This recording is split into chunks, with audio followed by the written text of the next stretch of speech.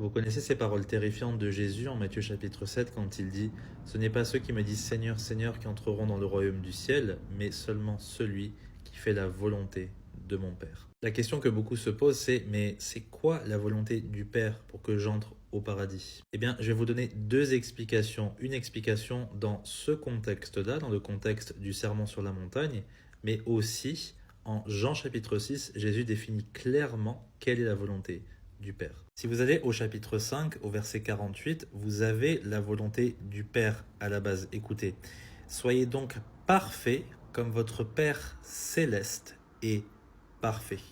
Dieu, il veut que nous soyons parfaits comme lui. Vous allez me dire, oui, bon, comment est-ce que je peux faire pour être parfait? Vous ne le pouvez pas, justement. C'est pour ça que Jésus, il donne un standard de perfection à atteindre pour qu'on le vise de manière permanente. Et c'est ce que la loi nous montre à la base, la parfaite justice de Dieu que personne ne peut atteindre. Vous avez même l'apôtre Pierre qui dira dans sa première épître « Soyez saints comme je suis saint » en citant les paroles de Dieu. Or, le constat biblique, c'est quoi? C'est que tous ont péché et ne peuvent atteindre la gloire de Dieu.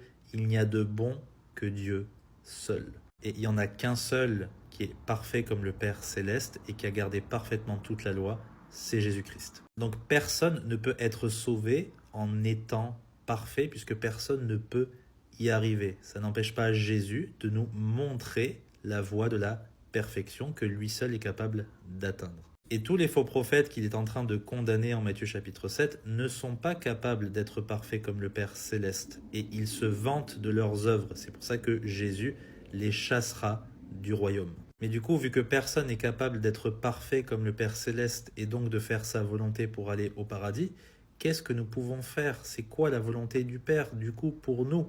Eh bien, Jésus nous le dit en Jean chapitre 6. C'est ici la volonté de celui qui m'a envoyé, que quiconque contemple le Fils et croit en lui ait la vie éternelle, et je le ressusciterai au dernier jour. Il ne dit pas celui qui contemple le Fils et fait de belles œuvres, chasse des démons, fait de belles prières. Non, il dit celui qui contemple le Fils et croit en lui aura la vie éternelle. L'objet de votre foi doit être ce que Christ accomplit pour vous, pas ce que vous pensez accomplir pour Christ. Parce que si vous faites ça, c'est que vous n'avez pas confiance en Christ, vous avez confiance en vous-même. Mais vous êtes pécheur et vous ne pouvez pas atteindre la gloire de Dieu. Vous êtes un ouvrier d'iniquité. C'est pour ça que, en croyant en Christ, vous héritez de sa justice et vous pouvez être sauvé.